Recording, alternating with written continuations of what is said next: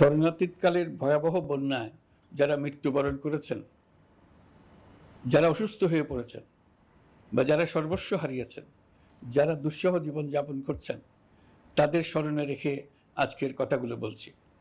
বন্যা দুর্গতদের জীবন দ্রুত স্বাভাবিক করার জন্য যাবতীয় উদ্যোগ সরকারি বেসরকারি পর্যায়ে নেবার আয়োজন করেছি। ভবিষ্যতে সকল ধরনের বন্যা প্রতিরোধে আমাদের আভ্যন্তরীণ এবং প্রতিবেশীদের সঙ্গে যাতে যৌথভাবে নেওয়া যায় সে আলোচনা শুরু করেছে।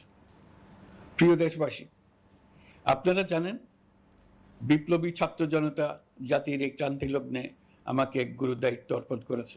আমাদের গড়তে হবে স্বপ্নের বাংলাদেশ, বৈষম্যহীন, শোষণহীন, কল্যাণময় এবং মুক্ত বাতাসের রাষ্ট্রের যে স্বপ্ন নিয়ে ছাত্র জনতা আন্দোলনে ঝাঁপিয়ে পড়েছিল, আমি তাদের সেই স্বপ্ন পূরণে অঙ্গীকারবদ্ধ।